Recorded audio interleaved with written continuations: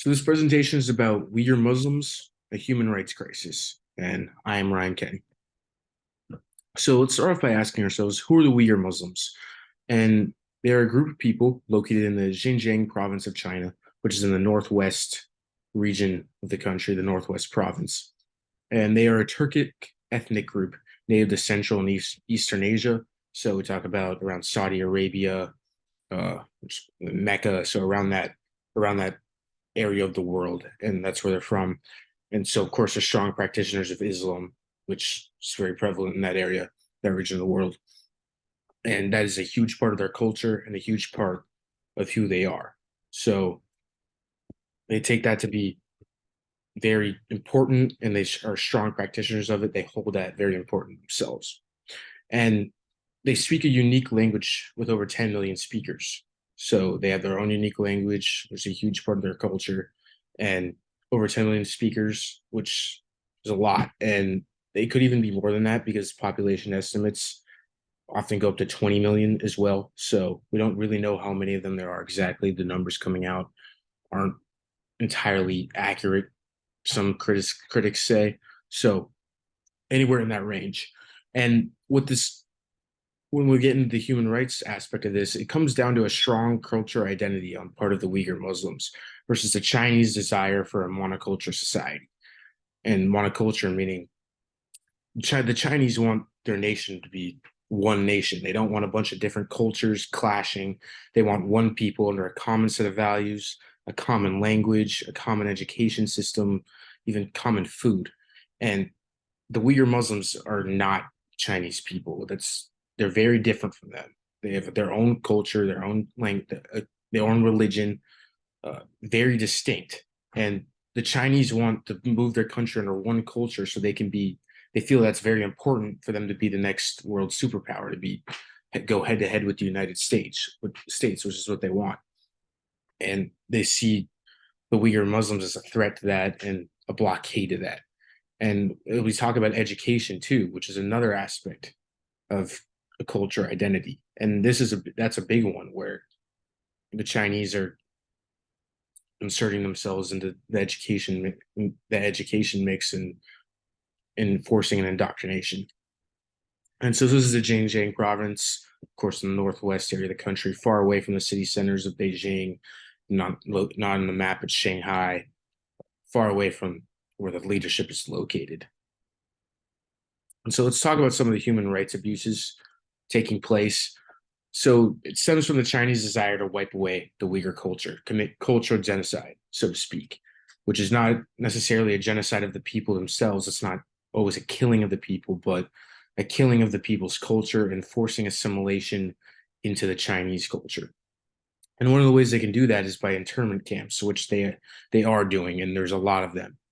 And they call them re-education camps. That's one of the terms some of the leaders have used, but they're really not re-education because there's more forced torture, forced labor, and sterilizations and rape going on than actually education. But pretty much what the party is doing is mass arresting people based off not much at all, but the fact that they look like they're Uyghur Muslims, and mass arresting them and throwing them in these camps. And there are figures that say there have been up to 1.5 million Uyghurs at one point in time held in these camps, which is almost more than 10% of the entire Uyghur population. And when you look at a province that big, that is a staggering figure, an absolutely huge figure, especially to cover that huge of an area. And I guess some of the things going on that have been reported from testimonies of of people in the camps and guards working it, torture. So we talk about beatings for disobeyment, or if someone resists an order or resists arrest, they get beat. Forced labor without pay, so call that slavery, and we'll get into the articles of the Universal Declaration of Human Rights. But very tough conditions and inhumane conditions, unsanitary conditions, and of course they aren't receiving enough food. And women have often been sterilized so they can't have kids and continue the culture. And women have also been raped too. There are instances of where guards just take women out of the camps and rape them. It's a very sad, very, very sad reality. And so let's continue with some of the human rights abuses. There's also been an elimination of an attempt at eliminating the Islamic faith from the province, and this leads into the destruction of mosques, which of course is where the Uyghur Muslims practice their faith. And mosques are a huge part of the religion. They're a center of worship. They're a center of the community. And the mosque isn't just religion, but also, like I said, the community, the culture. And so when you destroy that, it's a very symbolic of what they're doing to the entire people. And there has been a destruction of mosques. There's been a reduction of mosques, and so there's some mosques that just haven't gotten repaired. They've been stopped. The repairment impeded the people from repairing them, and so the mosque numbers have gone down as well. And then this leads in the indoctrination of the education system. So when families are arrested and rounded up, they'll often send the parents off to the internment camps. But if the children are young enough, especially if they're younger than the teenage age and they still have an impressionable mind, they can send them to boarding school, often outside the province, far away from their families, far away from the culture, where they're taught Mandarin, other Chinese subjects. They're taught to worship the leaders, the Chinese Communist Party leaders. They're taught to worship them. There's a lot of propaganda instilled in them as an attempt to really assimilate them and impress upon them the Chinese culture and get rid of any doubt, any old culture of the Uyghur culture instilled in their minds. And also the intellectual leaders of the Uyghur people have been imprisoned in many cases. And we need to get one way to get rid of the culture is hey, just get rid of its brightest minds, which is, I guess that from the Chinese perspective, it can be effective. But this all leads into the Universal Declaration of Human Rights, the violations taking place. So Article 4, no one shall be held in slavery or servitude. Slavery and the slave trade shall be prohibited in all forms. And when we talk about the forced labor going on in the internment camps, that's definitely slavery because the workers aren't consenting to that. They aren't being paid. They didn't sign a contract for this job. No, they're slaves. And that's the reality. And it's 100% a violation of blatant strict violation of Article 4 of the Universal Declaration of Human Rights. And also in Article 5, no one shall be subjected to torture.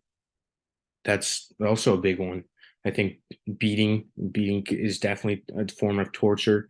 And also there's been just instances of breaking people down, putting them in inhumane imprisonment conditions to attempt to weaken their minds and weaken their hold of who they are so they can be assimilated easier.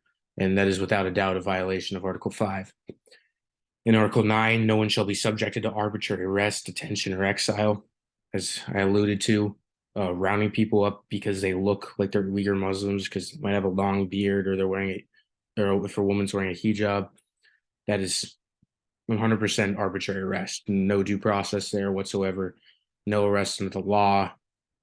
No justice at all. And also detention and exile, as we talk about in the internment camps. And in Article 27, everyone has the right to participate in the cultural right of the community. I think this culture genocide that's taking place that is definitely holding people's rights from them and participating in the culture right. You're taking away that right by attempting to kill off every part of the culture if you're the Chinese leadership. And I think that's without a doubt a strict violation of Article 27, that preventing people from doing that.